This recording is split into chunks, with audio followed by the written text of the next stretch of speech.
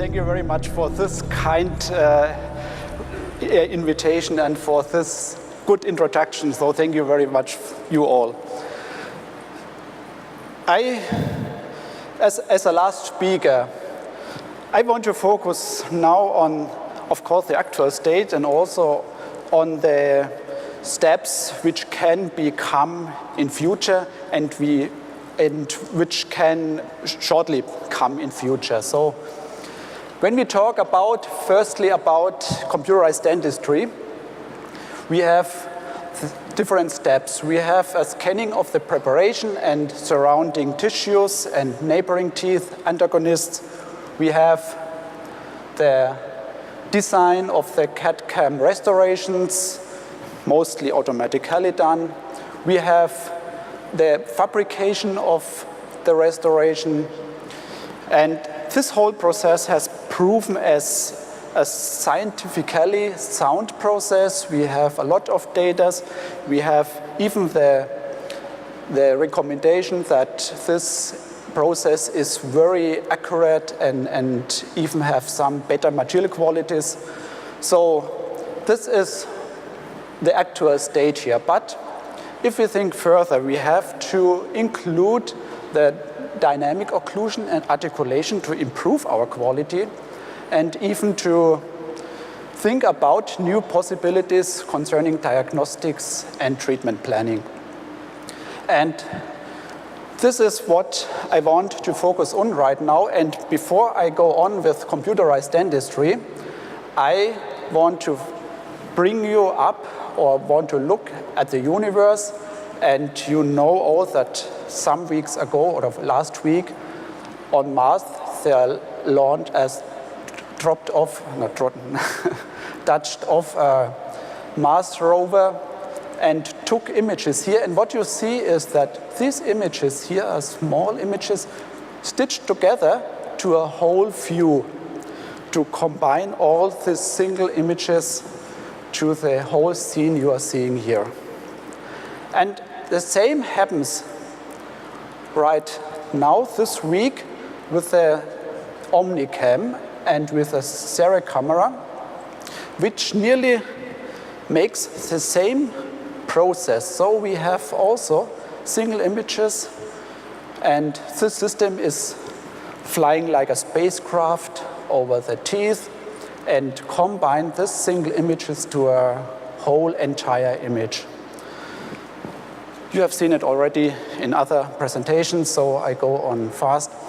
What I want to focus on is that there exists a process which is specially recommended for the OmniCam. So you start on the occlusal side distal, go in front, rotate or pitch your camera to the buccal side, go back and pitch again to the lingual or palatinal side to have all sides of the teeth scanned. However, already there exists a system called BlueCam, you know, where works very well and also combines single images to a whole image as seen here. The difference is, of course, that you need here some powder, and here you can work without powder, and therefore you have the possibility to integrate information about color.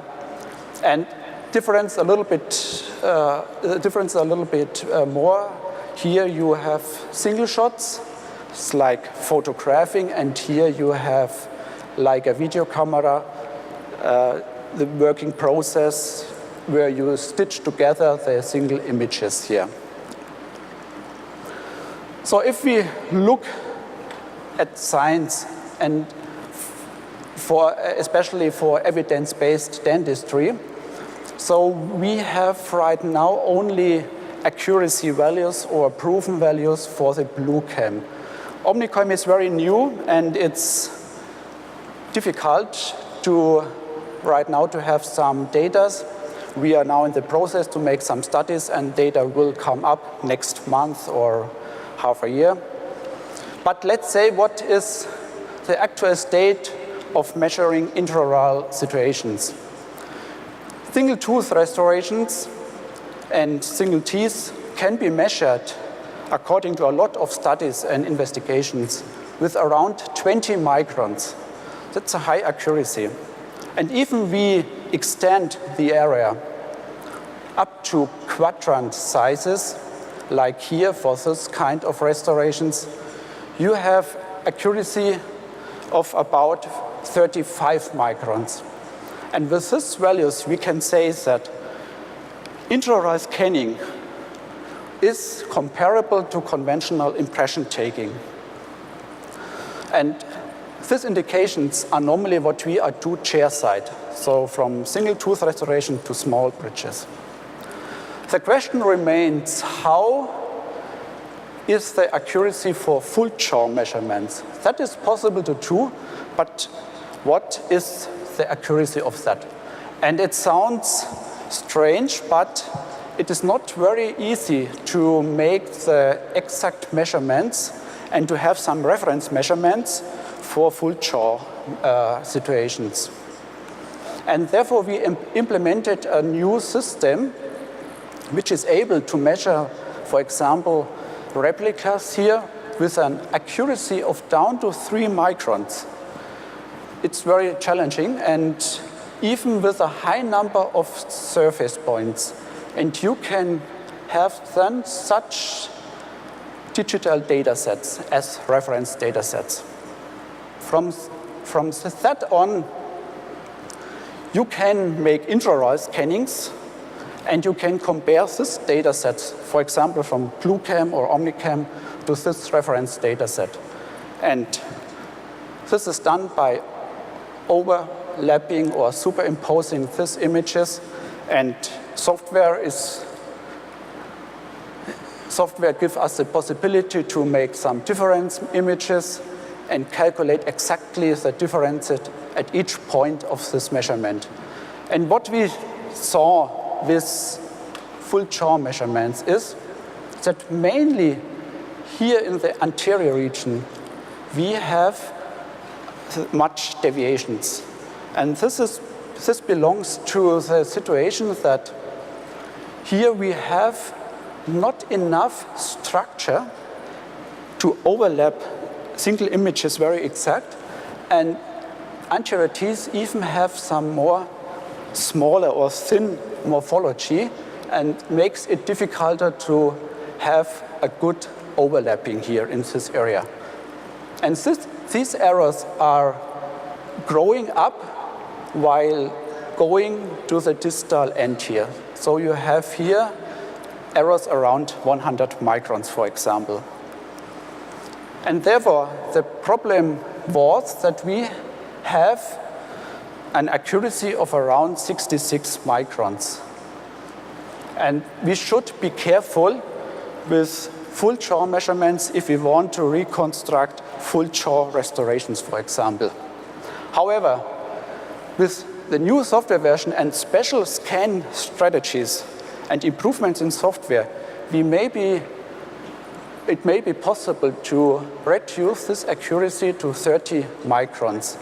But these are only the first data, but we hope that there would also be a possibility to come in the area of conventional impression technique. So let's summarize. We have two different systems. We have a BlueCam, we have an OmniCam, and for one we don't need powder, for the other we need some powder. We have the possibility here to have realistic color display, and we have here, of course, no color information.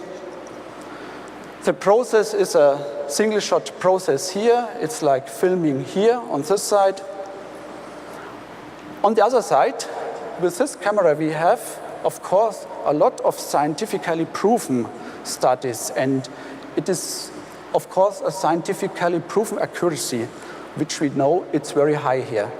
Here we have preliminary clinical case studies which also show us that there might be a high accuracy, and clinical tests are very successful, but there exist no controlled studies. And another point is that, of course, with powder, you see every wet point or wet contamination.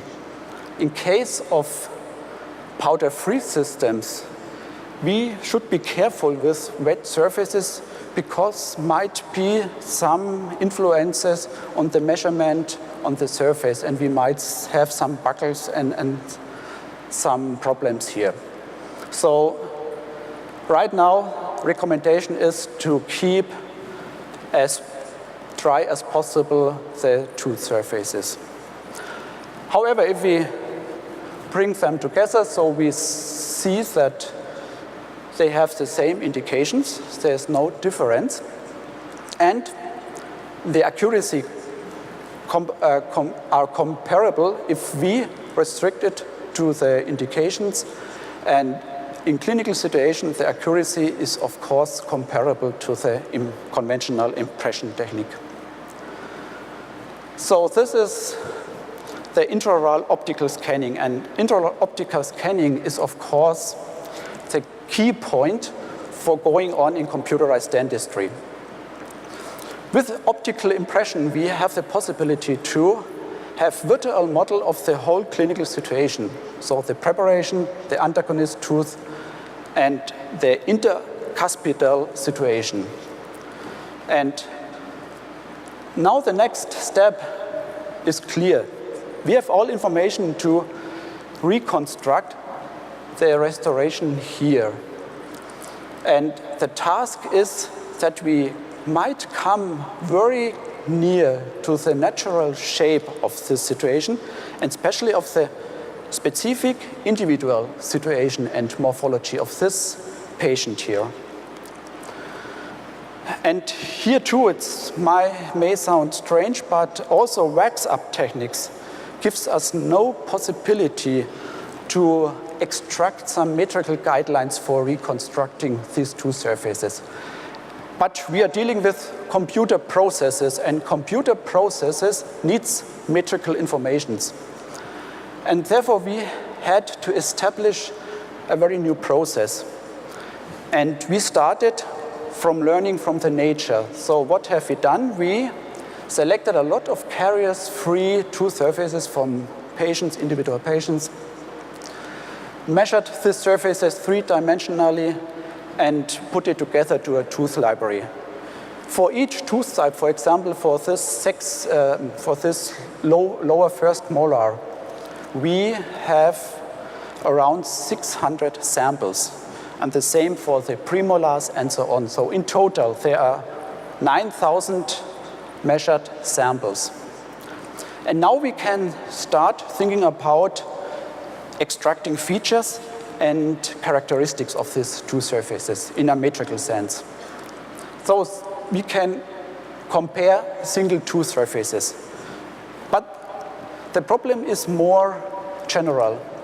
We can also think about correlations between lower first molars and antagonist, for example, or other teeth in the individual situation. Because we know that these teeth come together and before they are developed, they are developed before and then they come together, and if they have to perform some functional tasks, they have the morphology before done, and therefore there must be some genetic information to perform even this task. And further on, there might be also some relations to the face morphology. So we use that sometimes for full denture reconstructions or design and other tasks.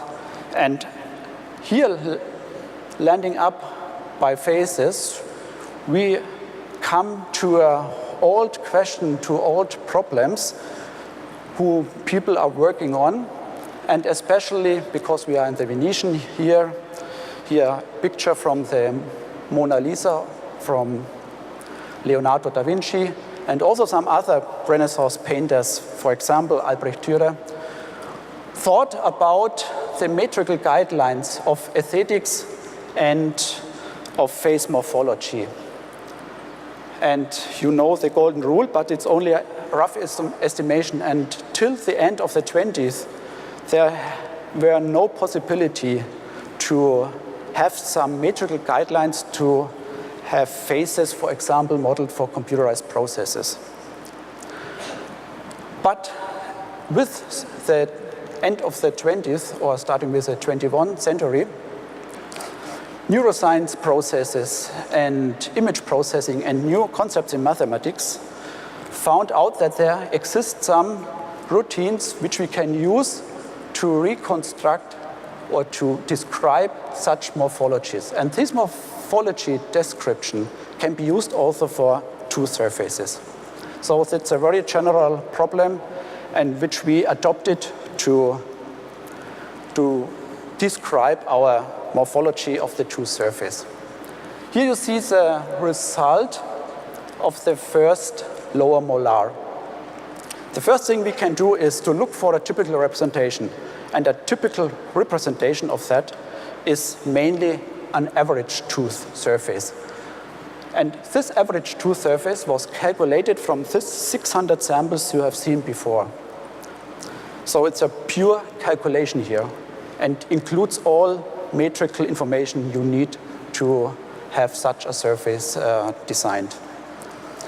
The next step is you look after some typical deviations in the nature. So you can look at differences between the single tooth and the average tooth and can categorize which deviations are more often and which are more seldom. And these deviations you can order and you can bring it here into such a model. And what we do is we can overlap this deviation in a special amount and can now describe our tooth surface in a new way. So we have an average tooth surface, we have deviations from that, and we have the possibility to sum up these different deviations like an equalizer, and you can think about the biogeneric tool as a tooth synthesizer, average tooth, and different combinations of the special deviations here. So how can this be used in dentistry or especially in CEREC?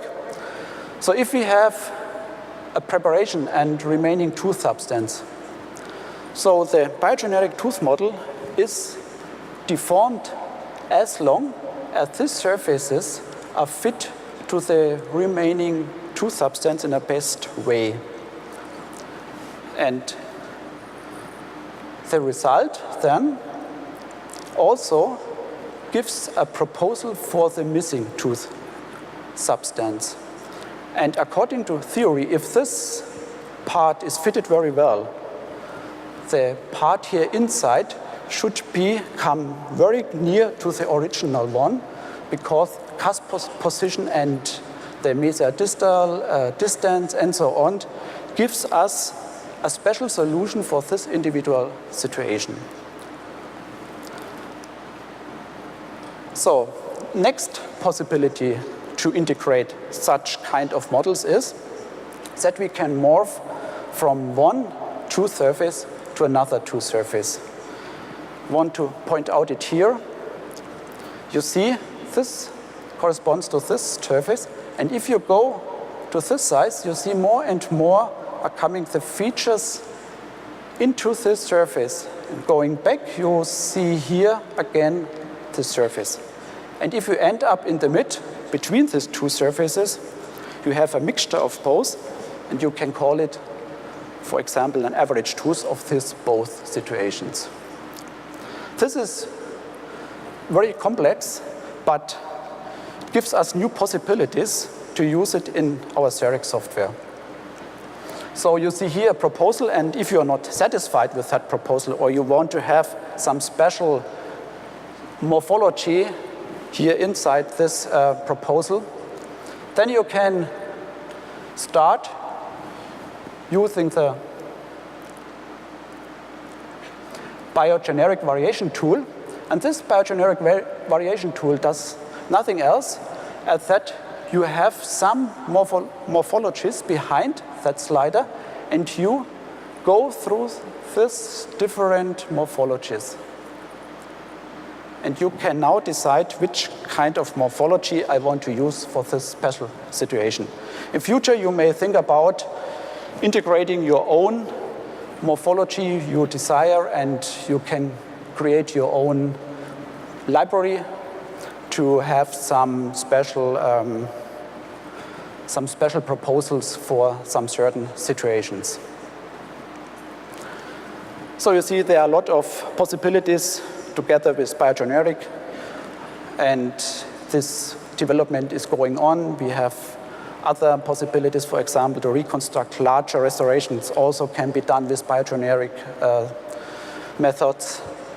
There are a lot of possibilities, and we think that especially the reconstruction of two surfaces is a problem which is right now solved. From the theoretical point, we have only to integrate it into a software and to program it and to make it secure for clinical situations. After the restoration is done, there is another issue you have to take into account, and it's the dynamic occlusion. So normally it's not a problem to integrate movement into the jaw virtual models. So you have a lower jaw, you have an upper jaw, you can measure, for example, the positions in the articulator system, and then you can simulate this movement like in a physical articulator system. You have here the possibility to analyze exactly the static contacts and the dynamic contacts. But even more, what you can do is that you can create a functional generated path.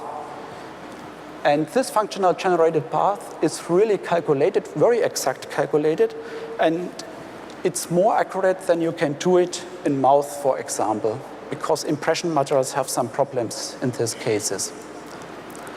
And this functional generated path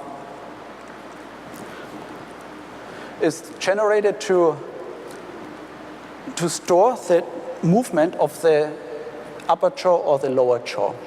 And what we can do in the next step is, I have simulated an average movement, for example, and we can change this movement to an individual movement by changing the settings of this articulator system. So, and this is only a demonstration how the changing can be done. We have the same parameters like an adjustable articulator, and then we can calculate a new functional generated path, a new movement of that.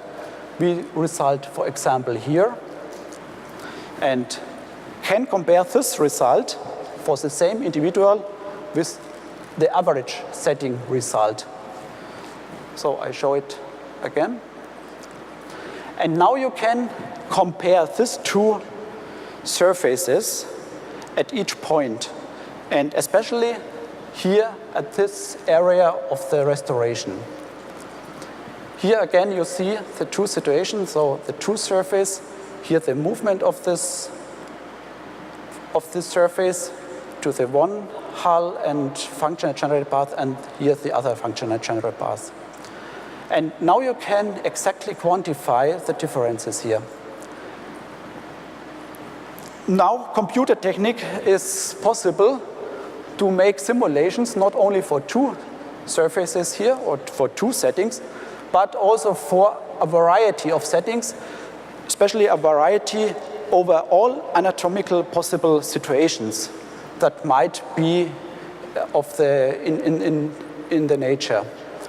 And in this case, we have done 512 combinations per individual, and this for 25 individuals. And the surprising result was that if we have enough remaining teeth or tooth substance, so only in 10% of these settings here, we have differences greater than 100 microns. So this difference here is only in 10% of really extreme cases greater than 100 microns. And even in extreme cases, lower in maximum of, for example, 200 microns. And this does not really influence tooth morphology. And that is the reason why we think about a possibility to integrate this process in reconstructing the dynamic situation of individuals. And this can be done in a way. I want to present it to you in CEREC here. So it's right now in development. And first of all, you can automatically calculate this movement here according to average settings of your articulating system. So during this movement, the functional generated path is recorded. You see it here. And then you start the calculation process with your proposal for the static situation. And now you can calculate the interferences to the dynamic situation according to the functional generated path. And now what you see is here you have statical contacts. And you have, if you integrate dynamic information, more interferences or interpenetrations during the movement. And this gives us a possibility to have more information to reduce such locations here, for example, this ridge line here or this cusp decline, to have later on less dynamic interferences in the mouth of the patients. And this leads us to the question, is a phase bow necessary anymore? And we can answer it according to our studies. FGP technique is a highly effective method with software. So we can use it very effectively in software. It gives us new possibilities. With that, we can simulate average articulation, and average articulation avoids additional dynamic interferences. So we have more information with that. However, if we, as we saw before, if we go to individual settings, we have not quite different informations like this average articulation. And therefore, we have no necessity to use instruments like phase bows and so on, because individual settings in this situation does not really change our result from the average articulation. At this point, I want to make clear that this statement is only true for smaller restorations, single tooth restorations or small bridges. And there must also be sufficient remaining teeth that we can simulate this movement. However, if we think further, there is a possibility to electronically recording the movement, and then we end up not in an adjustable or fully adjustable articulator, we end up in an individual articulator system. And this is shortly shown here. We have the possibility to measure the movement with some electronic devices. Important here is the intraoral scanning process, because with intraoral scanning we can combine this information from the lower jaw or tooth surfaces to the position of these sensors here. And then the information of the position of these sensors can directly transfer to the lower jaw or upper jaw. And you see here the movement of a person who is speaking. I'm not sure what he is saying, but this is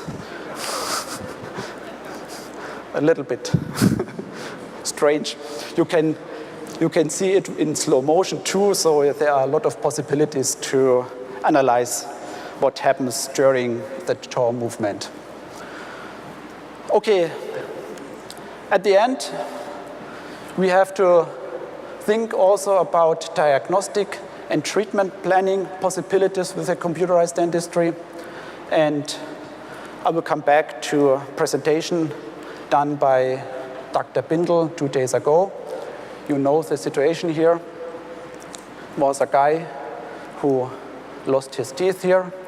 So integration of morphology, reconstruction of morphology and dynamic information is possible.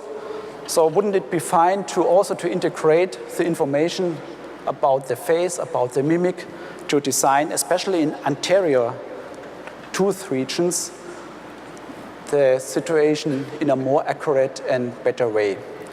And software can, for example, select off this tooth or teeth part, can calculate nearly a three-dimensional model from the 2D photograph.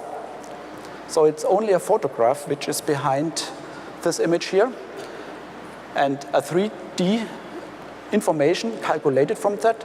Then it is possible to align this 3D virtual model to this patient, and we can move and rotate it so that it fits to the original situation. And then we can calculate our restoration, and we can change this restoration to our desire. And how this can work and what are the possibilities behind that, I will show here in this short video. Here it's also only a two-dimensional photograph, and you click here some reference points, and then the teeth are thrown away. You can integrate your restoration here. Then you calculate a three-dimensional surface of your face, and also you can simulate the mimic and laughing, for example. And you can exactly quantify or exactly analyze the situation here in the mouth.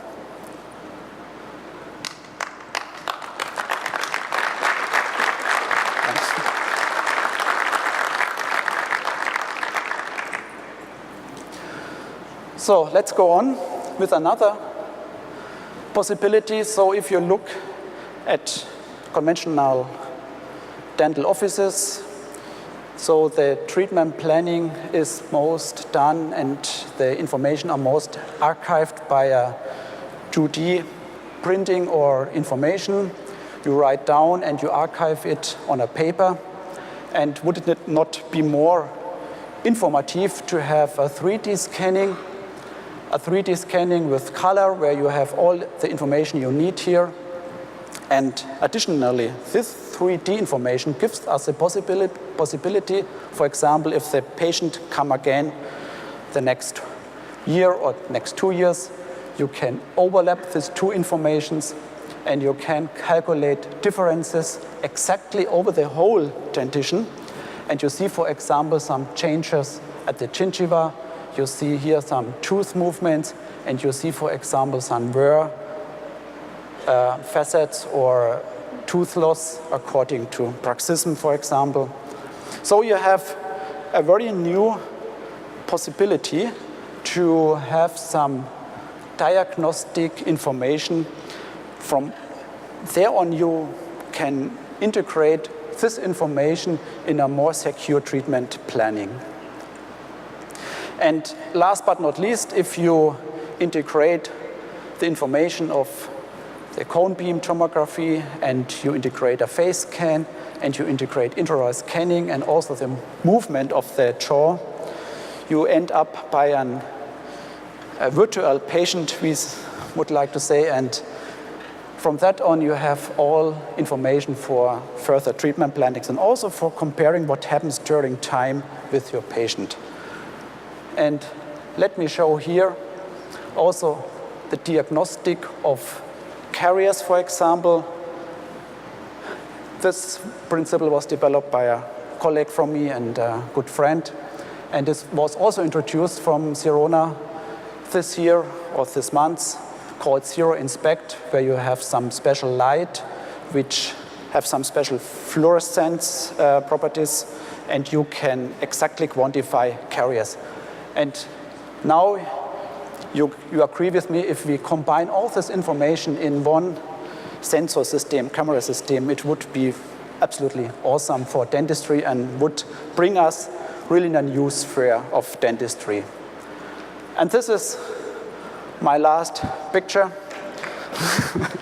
I will come back to the Mars, and maybe when the next mission is started, that there would be a new sensor device here, which can do chemical analysis, which can do measure the surface three-dimensionally, and even if there will be some Mars beings, they can also be investigated.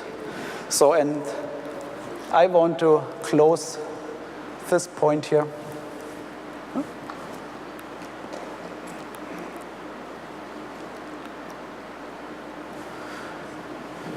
With this statement, so stay curious, because computerized dentistry is just taking off, is at the beginning, and there will come a lot of new features which are really of high benefit for our profession.